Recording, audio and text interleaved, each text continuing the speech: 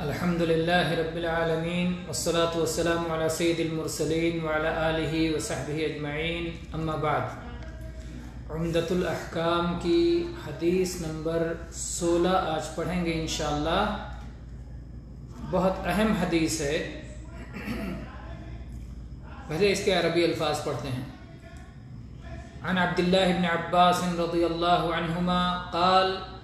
مر النبی صلی اللہ علیہ وسلم بقبرین فقال انہما لیعذبان وما يعذبان في كبير اما احدهما فكان لا يستتر من البول واما الاخر فكان يمشي بالنميمة فاخذ جريدة رطبة فشقها نصفين فغرز في كل قبر واحدة فقالوا يا رسول الله لما فعلت هذا قال لعله يخفف عنهما ما لم ييبسا اخرجه البخاری ومسلم وغيرهما۔ عبداللہ ابن عباس رضی اللہ عنہما سے مروی ہے کہ نبی کریم صلی اللہ علیہ وسلم کا 2 قبروں کے پاس سے گزر ہوا۔ آپ نے فرمایا کہ ان دونوں کو عذاب دیا جا رہا ہے اور کسی بڑی بات کے بارے میں انہیں عذاب نہیں دیا جا رہا ہے۔ ایک کا معاملہ یہ ہے کہ وہ پیشاب کے چھینٹوں سے نہیں بچتا تھا، اور دوسرے کا معاملہ یہ ہے کہ وہ ایک کی بات دوسرے کو پہنچا کر کے لڑائی کروایا کرتا تھا، لگائی بجھائی کیا کرتا تھا۔ پھر آپ صلی اللہ علیہ وسلم نے کھجور کی ایک تازہ شاخ لی اور اسے 2 حصوں میں چیر دیا اور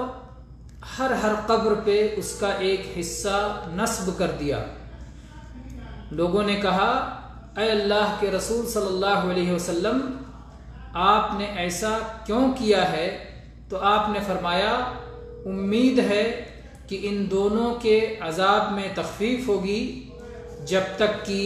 یہ دونوں ٹہنیاں خشک نہیں ہو جاتی۔ امام بخاری نے اسے کتاب الوضو میں باب من الکبائر ان لا یستتر من بولہ اور ایک باب بلا ترجمہ کے رکھا ہے، اور اسی طرح سے کتاب الجنائز باب الجریدہ علی القبر اور باب عذاب القبر من الغیبۃ والبول، اور اسی طرح سے امام بخاری نے اسے کتاب الادب باب الغیبہ باب النمیمہ من الکبائر، اور ایسے ہی امام مسلم نے کتاب الطہارہ باب الدلیل علی نجاست البول ووجوب الاستبراء منہ، اور امام ابو داود نے کتاب الطہارہ باب الاستبراء من البول، اور امام ترمذی نے کتاب الطہارہ باب ما جاء فی التشدید من البول، اور امام نسائی نے کتاب الطہارہ باب التنزہ من البول، اور امام ابن ماجہ نے کتاب الطہارہ باب التشدید فی البول، اور ایسے ہی امام بیہقی نے بھی اسے روایت کیا ہے۔ تو بہرحال یہ بہت معروف اور مشہور روایت ہے اور بہت اہم روایت ہے، اور اس میں بہت زیادہ علمی فائدے ہیں۔ سب سے پہلے تو اس کے راوی عبداللہ ابن عباس رضی اللہ عنہما نبی کریم صلی اللہ علیہ وسلم کے عمزاد ہیں، آپ کے چچیرے بھائی ہیں، اور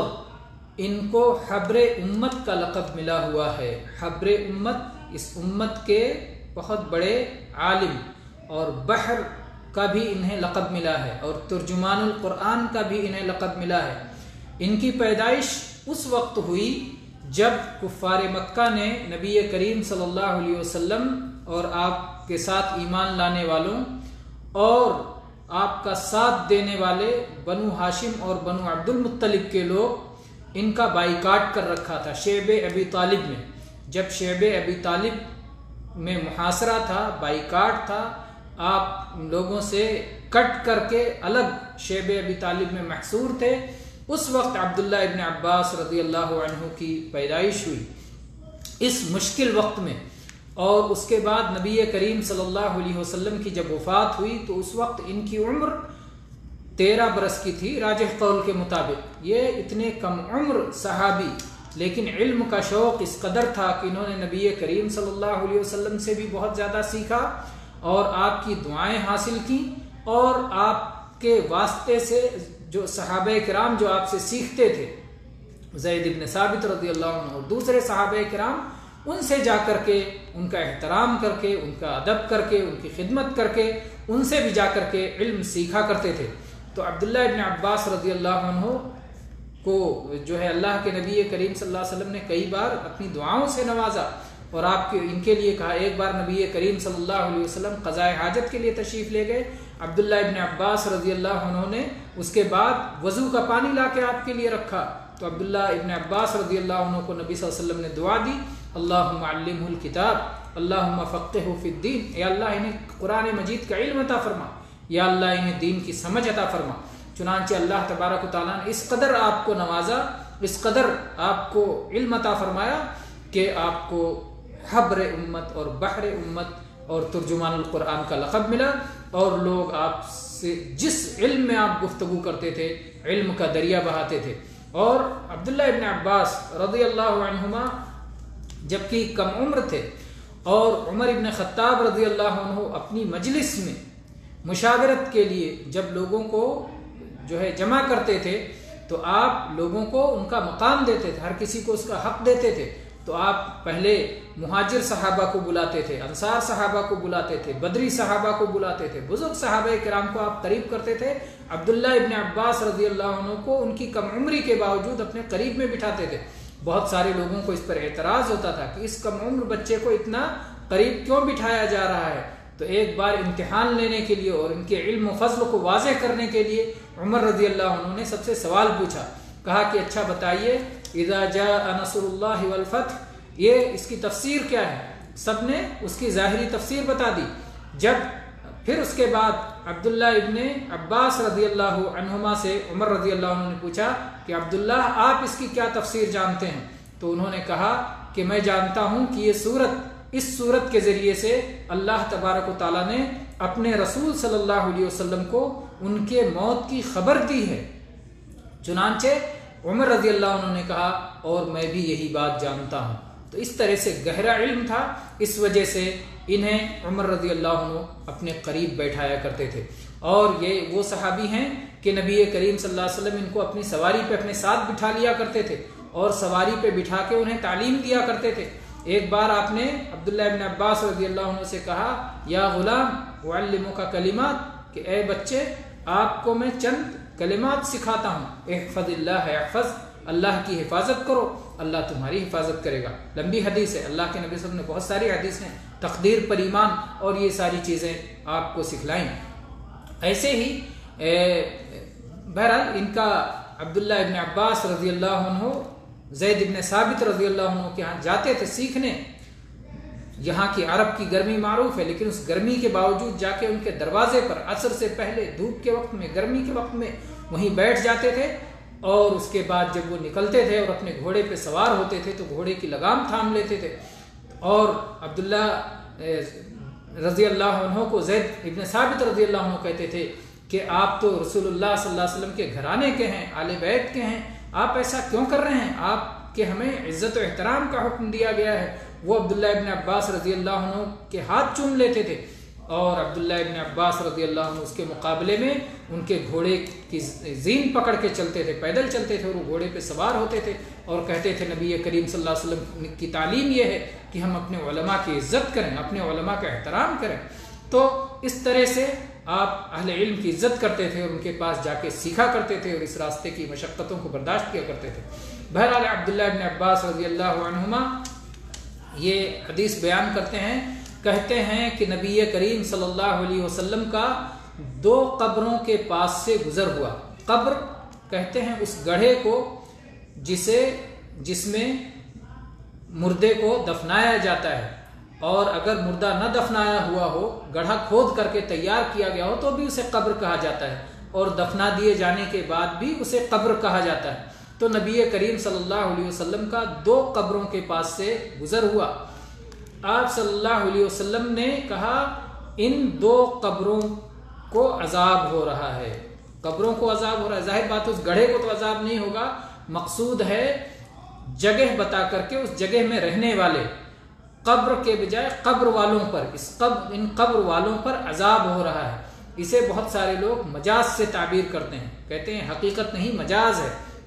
اور بہت سارے اہل علم اس بات کا انکار کرتے ہیں، کہتے ہیں مجاز کوئی چیز نہیں ہے، یہ ایک تعبیر کا طریقہ ہے، کیونکہ مجاز کی تعریف یہ کی جاتی ہے اہل ادب کے ہاں کہ مجاز اس جملے کو کہیں گے جس کا انکار کرنا درست ہو، جیسے کہا جائے کہ اس قبر کو عذاب ہو رہا ہے، تو آدمی کہے نہیں قبر کو عذاب نہیں ہو رہا ہے، تو انکار کیا، اس میں غلطی نہیں ہے، تو جس کا انکار کرنا درست ہو۔ لیکن قرآن مجید میں جو لوگ مجاز ثابت کرتے ہیں اس کا بہت سارے اہل علم نے رد کیا ہے، اور خاص طور پر امام شنقیطی رحمہ اللہ نے کہا ہے، ایک باقاعدہ اس پر کتاب ہی لکھی ہے، منع جواز المجاز فی کلام اللہ المنزل للتعبد والاعجاز، کہ اللہ کے کلام قرآن مجید میں مجاز ثابت نہیں کیا جا سکتا ہے، کیونکہ مجاز کی تعریف یہ ہے کہ جس کا انکار کرنا درست ہو، جس کے انکار کرنے میں کوئی غلطی نہ ہو، اور قرآن پاک کے اندر کوئی ایسی چیز نہیں ہے کہ جس کا انکار کیا جانا درست ہو، اس لیے قرآن پاک میں مجاز قبول نہیں کیا جا سکتا۔ اور بعض اہل علم نے پوری زبان عربی زبان ہی میں کہا ہے کہ یہ مجاز کوئی چیز نہیں ہے، یہ تعبیر کا ایک طریقہ ہے۔ بہرکیف تو یہاں نبی کریم صلی اللہ علیہ وسلم نے فرمایا کہ ان دو لوگوں کو عذاب ہو رہا ہے۔ یہ دو لوگ کون تھے، ان کا کیا نام تھا، اس کی کہیں تفصیل کسی حدیث میں ان کا ذکر نہیں آیا ہے، گویا یہ پردہ پوشی ہے، راوی نے ان کا نام نہیں بیان کیا، نہ نبی کریم صلی اللہ علیہ وسلم نے بیان کیا، اس لیے کہ ان کا نام جاننے کی کوئی ضرورت نہیں ہے، ان کا نام نہ جاننے سے کوئی نقصان نہیں ہے، اور ان کا نام جان لینے میں کوئی فائدہ نہیں ہے۔ تو کتاب و سنت کا طریقہ یہ ہے کہ جس چیز کے جہالت سے کوئی نقصان نہ ہو اور جس چیز کے علم کا کوئی فائدہ نہ ہو اس کو بیان نہیں کیا جاتا ہے قرآن و حدیث میں۔ پھر ایک بات اور بھی غور کرنے کی ہے کہ اس میں ان دونوں کی پردہ پوشی بھی ہے،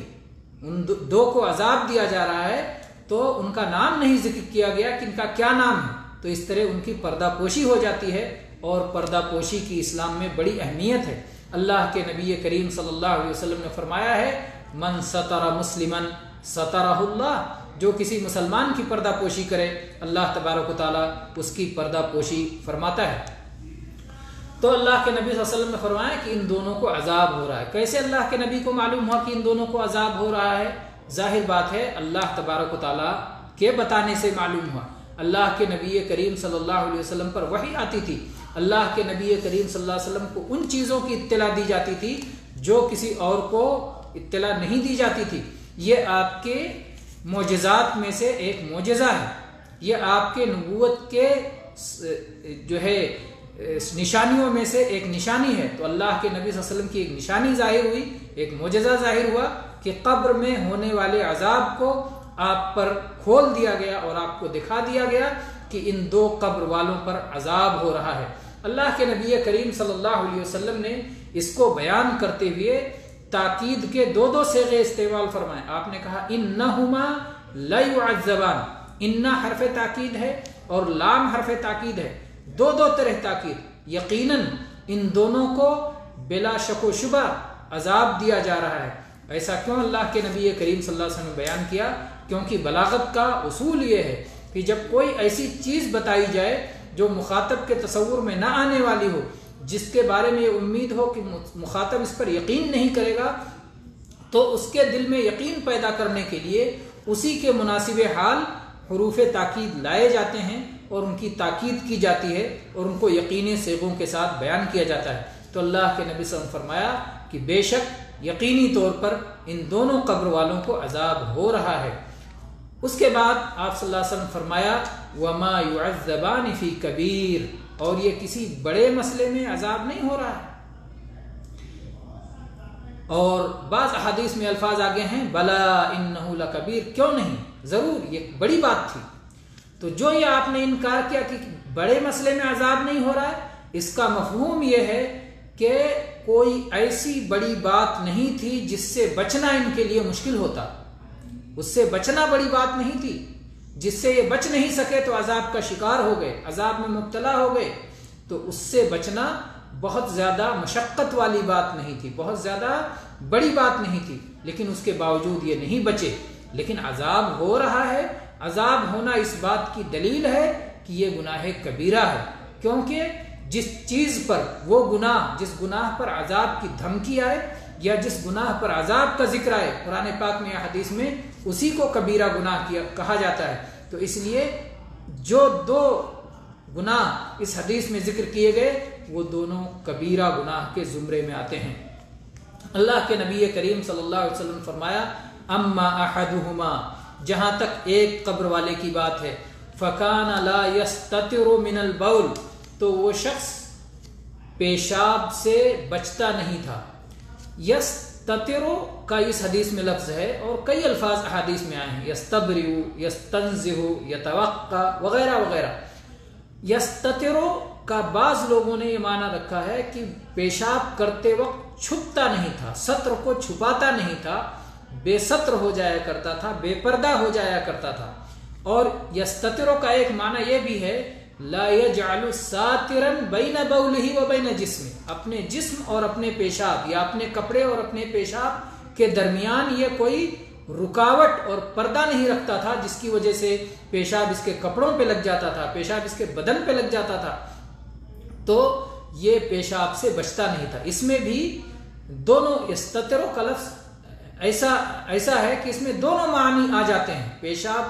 کے چھینٹوں سے بچنے کا معنی بھی اور پیشاب کرتے ہوئے پردہ پوشی کا معنی بھی، تو دونوں گناہ کبیرہ ہے۔ اگر کوئی شخص جو ہے اپنی شرمگاہ کی حفاظت نہ کرے اور اپنی شرمگاہ کو یوں ہی کھلا چھوڑ دے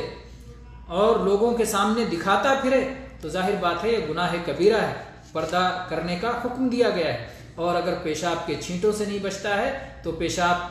نجس چیز ہے، ناپاک چیز ہے، اس سے بچنے کا حکم دیا گیا ہے، اور اس کے چھینٹوں سے نہ بچنا یہ بھی گناہ کبیرہ ہے۔ تو پہلے شخص کا گناہ یہ بتایا گیا کہ وہ پیشاب کے چھینٹوں سے نہیں بچتا تھا۔ پیشاب کے چھینٹوں سے جو نہیں بچے گا اس کا نقصان کیا ہوگا؟ پیشاب کے چھینٹوں سے نہ بچنے کا یہ نقصان ہوگا کہ جب بدن پہ پیشاب لگا رہے گا، کپڑے پہ پیشاب لگا رہے گا، تو اس کی وجہ سے وہ آدمی ناپاک رہے گا، اور اس ناپاکی کی حالت میں جب صلاۃ ادا کرے گا تو صلاۃ قبول نہیں ہوگی، اس لیے کہ صلاۃ کی قبولیت کی شرطوں میں سے ہے کہ انسان پاک ہو، حدث سے بھی پاک ہو اور نجاست سے بھی پاک ہو، وہ جگہ بھی پاک ہو جہاں صلاۃ ادا کر رہا ہے، انسان کا بدن بھی پاک ہو، انسان کا کپڑا بھی پاک ہو، باوضو بھی ہو، باغسل بھی ہو۔ تو طہارت لا تقبل صلاۃ بغیر طہور، طہارت کے بغیر صلاۃ قبول نہیں ہے۔ تو صلاۃ کی ایک شرط نامکمل ہونے کی وجہ سے اس کی صلاۃ رد ہو جائے گی، اور جب صلاۃ رد ہو جائے گی جو کہ ایمان لانے کے بعد سب سے پہلا فریضہ ہے اور قیامت کے دن جس کا سب سے پہلے حساب ہوگا، تو جب اس کے پاس صلاح ہی نہیں رہے گا تو اس کو عذاب ہوگا۔ آپ سوچیں، غور کرنے کا مقام ہے کہ ایک شخص جب صلاۃ کی ایک شرط پوری کرنے میں، طہارت کے مسئلے میں کوتاہی کا ارتکاب کر رہا ہے، اس پر عذاب کا تذکرہ ہے، تو وہ شخص جو صلاۃ ہی نہیں ادا کرتا، جو صلاۃ کا پابند ہی نہیں ہے، 5 وقتہ صلاۃ ہی نہیں ادا کرتا، کس قدر وہ عذاب کا شکار ہوگا اور کس قدر وہ عذاب کا مستحق ہوگا۔ بہرحال اللہ کے نبی صلی اللہ علیہ وسلم فرمایا کہ ان میں سے ایک شخص پیشاب کے چھینٹوں سے نہیں بچتا تھا، پیشاب سے نہیں بچتا تھا۔ وَأَمَّا الْآخَرُ، اور دوسرا قبر والا جس کو عذاب ہو رہا ہے، فَكَانَ يَمْشِي بِالنَّمِيمَةِ، نمیمہ وہ لگائی بجھائی کیا کرتا تھا۔ نمیمہ کہتے ہیں کسی کی بات کو کسی کے پاس نقل کرنا، فساد پھیلانے کے لیے، تعلقات خراب کرنے کے لیے، بگاڑ پیدا کرنے کے لیے، دلوں میں بغض و عداوت پیدا کرنے کے لیے، رنجش پیدا کرنے کے لیے، جوڑنے کے بجائے توڑنے کے لیے۔ تو دلوں کو توڑنے کے لیے اور بغض و کینہ پیدا کرنے کے لیے جو ایک کی بات دوسرے کو پہنچائی جاتی ہے، کہی جاتی ہے، لگائی جاتی ہے، جس کو عام زبان میں لگائی بجھائی کہتے ہیں، وہ مراد ہے نمیمہ سے، اس کو نمیمہ کہتے ہیں، چغل خوری بھی کہتے ہیں۔ تو دوسرا قبر والا یہ چغل خوری کیا کرتا تھا. تو جب اس میں یہ شرط خاص طور پہ یاد رہے کہ کسی کی بات کسی کو پہنچانا دلوں کو توڑنے کے لیے، اس کے مقابلے میں دوسری بات کیا ہے؟ دلوں کو جوڑنے کے لیے، علی وجہ الاصلاح، درستگی کے لیے اور اصلاح کرنے کے لیے. اگر کوئی بات پہنچاتا ہے تو وہ قابل مذمت نہیں ہے. قابل مذمت وہی ہے جس کی وجہ سے سماج میں خرابی پیدا کی جاتی ہے، جس کی وجہ سے معاشرے میں فساد کے بیج بوئے جاتے ہیں، فساد کی تخم ریزی کی جاتی ہے، وہ برا ہے. تو یہاں پر دوسرا شخص تھا کہ وہ لگائی بجھائی کیا کرتا تھا، اور لگائی بجھائی کے بارے میں بہت ساری وعید آئی ہیں، یہاں تک کہ اللہ کے نبی صلی اللہ علیہ وسلم نے ایک حدیث میں فرمایا لا يدخل الجنت قطات. قطات کا معنی ہوتا ہے نمام، بعض الفاظ میں نمام بھی آیا، لا يدخل الجنت نمام، جنت میں نہیں جائے گا لگائی بجھائی کرنے والا، دو دلوں کو ایک دوسرے کی بات نقل کر کے دو دلوں میں فساد پیدا کرنے والا جنت میں نہیں جائے گا. اسی طرح سے قرآن پاک میں بھی اللہ تبارک و تعالیٰ نے ایسے شخص کی برائی بیان کی، وَلَا تُطِعْ كُلَّ حَلَّافٍ مَّهِينٍ حَمَّازٍ مَّشَّاءٍ بِنَمِيمٍ. مشاء بنمیم، جو چغلیاں لے کر کے ایک دوسرے کے پاس جاتا ہے، اس کی بات اسے کہتا ہے، اس کی بات اسے کہتا ہے، اور اس طرح سے لوگوں کے دلوں میں نفرتیں پیدا کرتا ہے، لوگوں کے دلوں کو توڑتا ہے، لوگوں کو ایک دوسرے سے الگ کرتا ہے، لوگوں میں تفریق اور جدائی پیدا کرتا ہے. یہ بہت بڑا گناہ ہے. قرآن پاک میں بھی اس کے ایک حدیث میں اسے الحالقہ کہا گیا ہے کہ یہ موڑ دیتا ہے، جیسے سر کے بال موڑ دیتے ہیں. تو اللہ کے نبی صلی اللہ علیہ وسلم فرمایا کہ یہ دین کو موڑ دیتا ہے، دین کو ختم کر دیتا ہے انسان کے. تو اللہ کے نبی کریم صلی اللہ علیہ وسلم نے فرمایا کہ دوسرے قبر والے کو جو عذاب ہو رہا ہے، اس عذاب کی وجہ یہ ہے کہ وہ شخص لگائی بجھائی کیا کرتا تھا، چغل خوری کیا کرتا تھا، ایک کی بات دوسرے کو پہنچا کے ان کے درمیان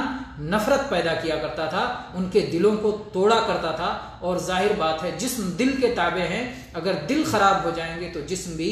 دور ہو جائیں گے. اس حدیث میں ان دو قبر والوں کا ذکر کیا گیا اور ان کے عذاب کا ذکر کیا گیا، اور عذاب کی وجہ یہ دو گناہ ذکر کیے گئے. اس سے معلوم ہوتا ہے کہ وہ دونوں قبر والے مسلمان تھے، اس لیے کہ اگر وہ کافر ہوتے تو کفر عذاب کے لیے کافی تھا، باقی گناہ کے بیان کرنے کی ضرورت نہیں تھی. اس سے معلوم ہوتا ہے کہ وہ اصحاب ایمان تھے، ایمان والے تھے، اور وہ ان گناہوں میں مبتلا تھے، ان کو وہ معمولی سمجھتے تھے. اس پیشاب کے چھینٹوں سے بچنے میں وہ لاپرواہی کرتے تھے، طہارت کا اہتمام نہیں کرتے تھے، اپنی زبان کھولنے کے وقت وہ لاپرواہی کیا کرتے تھے، کیا کہنا ہے اور کیا نہیں کہنا ہے اس کا اہتمام نہیں کرتے تھے، اس لیے وہ عذاب میں مبتلا ہو گئے. اللہ کے نبی صلی اللہ علیہ وسلم اپنی امت پر کتنے شفیق اور کتنے مہربان تھے. اللہ کے نبی صلی اللہ علیہ وسلم زندگی میں بھی اپنے صحابہ کی مشقت کا خیال رکھتے تھے، اور وفات کے بعد بھی اگر کوئی مشقت میں مبتلا ہو تو آپ اس پر بھی آپ کو تکلیف ہوتی تھی. حریص علیہ ما عنتم عزیز علیکم بالمؤمنین رؤوف الرحیم. اللہ کے نبی بڑے شفیق، بڑے رحم دل، بڑے مہربان تھے. اللہ کے نبی صلی اللہ علیہ وسلم نے چاہا کہ ان کے عذاب میں تخفیف ہو جائے، آپ نے اللہ تبارک و تعالیٰ سے دعا فرمائی، ان کے لیے سفارش کی. لیکن آپ جانتے ہیں کہ شفاعت کا معاملہ ایسا ہے کہ اللہ تبارک و تعالیٰ سے اگر کوئی شفاعت کرتا ہے تو اللہ تبارک و تعالیٰ جتنا چاہتا ہے اتنی قبول کرتا ہے، اور جس کو چاہتا ہے اسی کی قبول کرتا ہے. تو ساری شفاعت کا مالک اللہ ہے. قل للہ الشفاعۃ جمیعا، ہر طرح کی شفاعت کا مالک اللہ ہے. اللہ کے نبی صلی اللہ علیہ وسلم کی شفاعت کو اللہ نے قبول کیا، لیکن اس کی حد متعین کر دی. اللہ نے اس کی نشانی بتا دی کہ ٹھیک ہے آپ سفارش کر رہے ہیں، آپ کی وجہ سے ان کا عذاب ہلکا کر دیا جائے گا،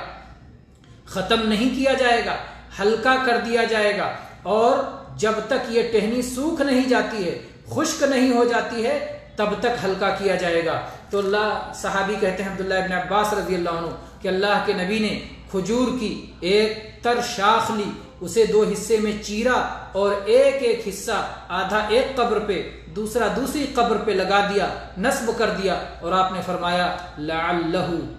امید ہے اس کو کہتے ہیں حرف ترجی، امید ہے، لعلہ امید ہے، یخفف عنہما کہ ان دونوں کے عذاب میں تخفیف ہو جائے، ما لم ییبسا جب تک یہ خشک نہیں ہوتے۔ آپ ذرا توحید دیکھیے، وہ لوگ جنہیں توحید کا علم نہیں ہے، یہاں سیکھیں کہ کس طرح سے نبی کریم صلی اللہ علیہ وسلم اللہ کے سامنے کس طرح سے اللہ کی عظمت کی تعلیم دے رہے ہیں۔ آپ یہ نہیں کہتے کہ میں عذاب کم کر رہا ہوں، میں نے یہ لگا دیا اس لیے عذاب گھٹ جائے گا، نہیں، آپ کہتے امید ہے،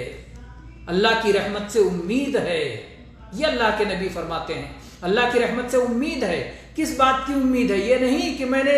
یہ کھجور کا نصب کر دیا اب عذاب ختم ہو جائے گا، نہیں، عذاب ختم نہیں ہوگا، عذاب زائل نہیں ہوگا، عذاب مٹ نہیں جائے گا، عذاب بالکل معاف نہیں ہو جائے گا۔ جرم کیا ہے، غلطی کی ہے، ایمان و عمل صالح کے نتیجے میں جس طرح سے انعامات ملیں گے، ویسے ہی غلطیوں کی بنا پر، گناہوں کی بنا پر سزاؤں کے بھی حقدار ہیں۔ اللہ نے یہ سزائیں پہلے سے بیان کر دی ہیں۔ اللہ کے نبی صلی اللہ علیہ وسلم کے مقام کا خیال رکھتے ہوئے اللہ کے نبی صلی اللہ علیہ وسلم کی شفاعت قبول کی گئی، لیکن ایک حد میں عذاب میں تخفیف کر دی گئی۔ تو آپ نے کہا امید ہے کہ عذاب ہلکا کر دیا جائے گا، اور وہ بھی ہمیشہ ہمیشہ کے لیے نہیں، بلکہ ایک نشانی متعین کی گئی کہ جب تک یہ خشک نہیں ہو جاتے تب تک یہ عذاب ہلکا ہو جائے گا۔ کیا علت تھی کہ جب تک خشک نہیں ہو جاتے؟ یہ مدت کی تعین علت تھی۔ بعض لوگوں نے اس سے علت یہ نکالنے کی کوشش کی ہے کہ کھجور کی شاخ یا کوئی بھی ہری چیز جب تک سرسبز رہتی ہے، گویا اس میں زندگی رہتی ہے اور وہ تسبیح کرتی رہتی ہے، تو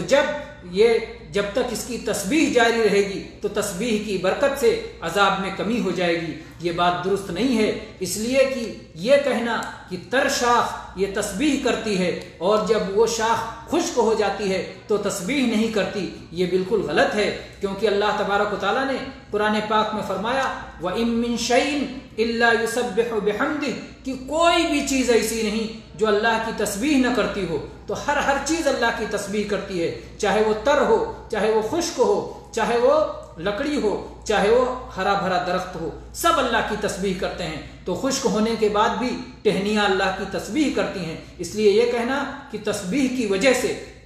اور پھر اس کے بعد ایک مسئلہ اور نکالنا، پہلے غلط بنیاد رکھنا اور اس غلط بنیاد پر ایک نیا مسئلہ پیدا کرنا، وہ یہ کہ جب ایک ٹہنی کی تسبیح سے عذاب ہلکا ہو جائے گا تو پھر اگر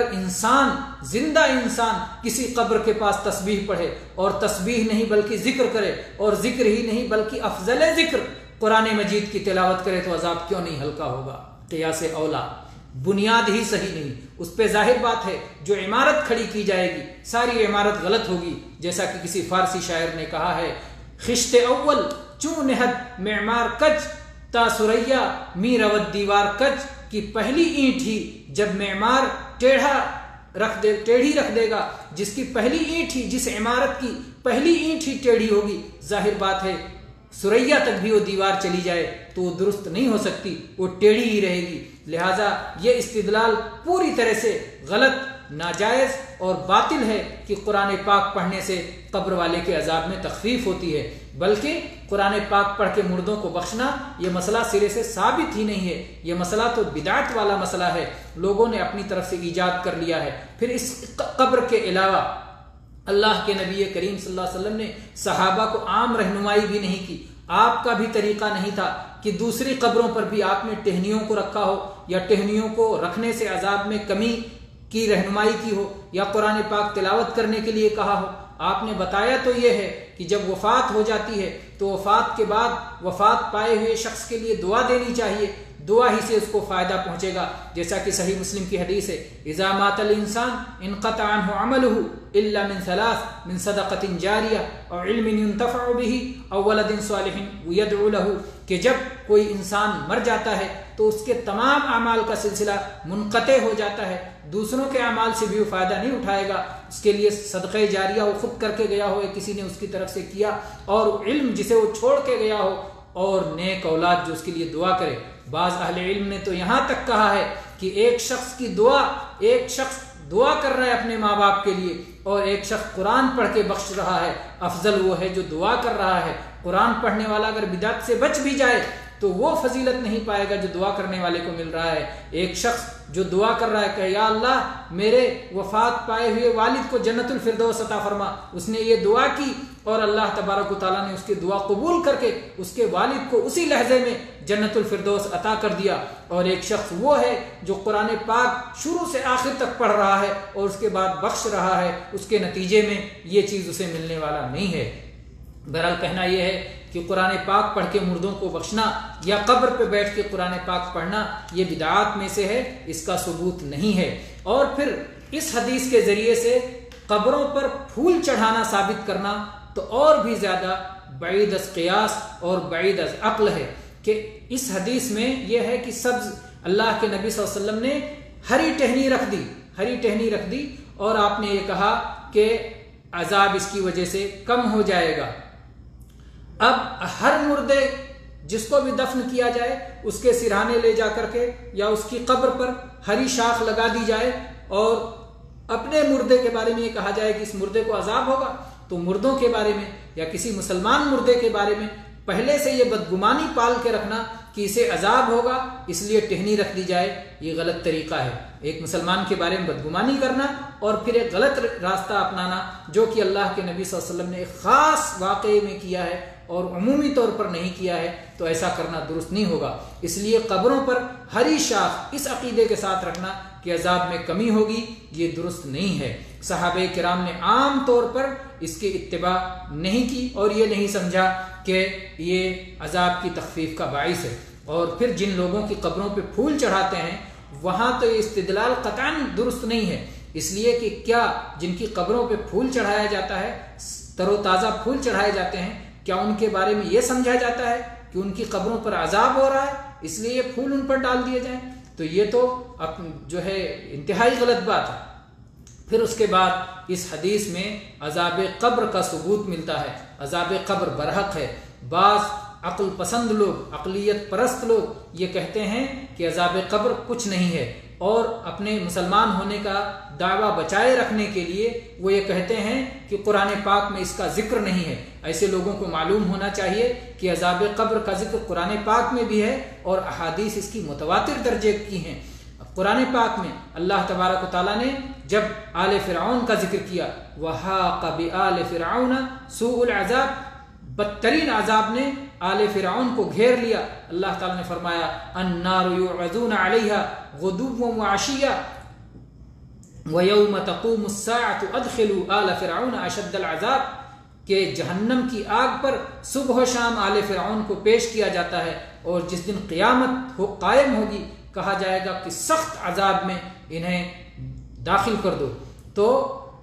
سخت عذاب سے پہلے جو عذاب ہے ظاہر ہے کہ وہ قبر کا عذاب ہے۔ اسی طرح سے قرآن پاک میں اور جگہوں پر بھی عذاب قبر کا بیان ہے۔ اللہ تعالیٰ نے فرمایا وَلَنُذِيقَنَّهُمْ مِنَ الْعَذَابِ الْأَدْنَى دُونَ الْعَذَابِ الْأَكْبَرِ لَعَلَّهُمْ يَرْجِعُونَ۔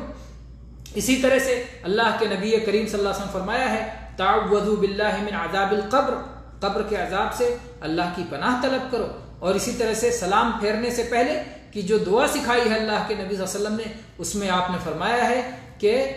عذاب قبر سے اللہ کی پناہ طلب کرو۔ اور ظاہر بات ہے اس دعا کو صحابہ نے سیکھا اور سارے صحابہ پڑھتے تھے، تو یہ متواتر درجے کی چیز ہو گئی کہ صحابہ کے یہاں یہ بات متواتر تھی کہ قبر میں عذاب ہوتا ہے جس عذاب سے اللہ کی پناہ تلاش کرنی چاہیے۔ بہرحال یہ حدیث بہت عظیم الشان حدیث ہے اور اس میں بہت سارے فوائد ہیں۔ اس میں آپ دیکھیں کہ جب نبی کریم صلی اللہ علیہ وسلم نے قبر میں جو ہے اس ٹہنی کو چیر کر کے دو حصہ کر کے ایک ایک قبر پہ ایک ایک حصہ نصب کر دیا، تو صحابہ نے پوچھا کہ اللہ کے نبی صلی اللہ علیہ وسلم آپ نے ایسا کیوں کیا ہے؟ اللہ کے نبی کریم صلی اللہ علیہ وسلم نے انہیں ڈانٹا نہیں۔ یہ آپ کا طریقہ تھا کہ جب آپ سے سوال پوچھا جاتا تھا تو آپ ڈانٹتے نہیں تھے، آپ جھڑکتے نہیں تھے، آپ نہائی اعلیٰ اخلاق والے تھے۔ اور جیسا کہ بہت ساری جگہوں پر آج یہ ادب نہیں رہ گیا ہے، وارثین انبیاء کا، علماء کا، زہاد کا ادب نہیں رہ گیا ہے کہ جب ان سے سوال کیا جاتا ہے تو وہ جھڑک دیتے ہیں، وہ ڈانٹ دیتے ہیں اور وہ غلط رویہ اپناتے ہیں۔ قرآن پاک میں اللہ تعالیٰ نے فرمایا وَأَمَّا السَّائِلَ فَلَا تَنْهَرْ، سوال کرنے والے کو ڈانٹو نہیں۔ سوال کرنے والا علم کا سوال کرنے والا بھی ہو سکتا ہے، مال کا سوال کرنے والا بھی ہو سکتا ہے۔ اگر وہ علم کا سوال کرنے والا ہے تو وہ طالب علم ہے اور اسے نہیں ڈانٹا جائے گا، اور اگر مال کا سوال کرنے والا ہے تو وہ بھکاری ہے اور اسے بھی نہیں ڈانٹا جائے گا، بلکہ قول معروف ومغفرۃ خیر من صدقۃ یتبعها اذی، اچھی طرح بات کہہ کے اسے ٹال دیا جائے گا اگر کوئی نہیں دینا چاہتا۔ تو بہرحال نبی کریم صلی اللہ علیہ وسلم نے صحابہ کرام نے جب یہ پوچھا، یہ عجیب چیز تھی جو اللہ کے نبی صلی اللہ علیہ وسلم کبھی نہیں کیا کرتے تھے، جب آپ نے ایسا کیا اور وجہ بتائی تو صحابہ نے پوچھا کہ اللہ کے نبی آپ یہ کھجور کی شاخیں قبر پہ کیوں رکھ رہے ہیں؟ تو اللہ کے نبی صلی اللہ علیہ وسلم نے اس کی وجہ بتائی کہ مجھے امید ہے اللہ کی رحمت سے کہ اللہ تبارک و تعالیٰ تخفیف کر دے گا، ہلکا کر دے گا جب تک کہ یہ خشک نہیں ہو جاتی ہیں۔ اللہ کے نبی کریم صلی اللہ علیہ وسلم نے کبھی اپنے لیے یہ دعویٰ نہیں کیا کہ جنت کا مالک میں ہوں، جہنم کا مالک میں ہوں، عذاب کا مالک میں ہوں، نعمتوں کا مالک میں ہوں۔ نعوذ باللہ، آج جو جاہل اور نادان ایسی باتیں کرتے ہیں کلمہ پڑھنے کے باوجود، بڑے غم، دکھ اور افسوس کی بات ہے کہ انہوں نے دین کو سمجھا ہی نہیں، صحیح دین کو جو نبی کریم صلی اللہ علیہ وسلم لائے تھے، جس میں جگہ جگہ اللہ کی عظمت، اللہ کی بڑائی، اللہ کی کبریائی کو بیان کیا گیا ہے۔ اللہ کے نبی صلی اللہ علیہ وسلم نے اپنی قریبی لخت جگر فاطمہ رضی اللہ عنہا سے کہا تھا کہ فاطمہ سلینی من مالی ما شئتی لا اغنی عنکی من اللہ شیئا، فاطمہ میرے مال میں سے جو لینا ہے لے لو، لیکن میں اللہ کے عذاب سے تمہیں نہیں بچا سکتا۔ تو اللہ کے نبی کریم صلی اللہ علیہ وسلم نے اپنی لخت جگر کو بھی کہا کہ میں تمہیں بھی عذاب سے نہیں بچا سکتا۔ عذاب کا مالک اللہ ہے، نعمتوں کا مالک اللہ ہے، جنت کا مالک اللہ ہے، جہنم کا مالک اللہ ہے۔ اللہ کی عظمت کو پہچانے، جس نے اللہ کی عظمت نہیں پہچانی اس نے اس دین کو نہیں جانا۔ تو یہاں اللہ کے نبی کریم صلی اللہ علیہ وسلم فرماتے ہیں کہ عذاب میں تخفیف ہو جائے گی۔ آج تو جہالت کا عالم یہ ہے کہ پیر صاحب قبرستان سے گزر جائیں تو پورے قبرستان سے عذاب اٹھا لیا جاتا ہے، نعوذ باللہ۔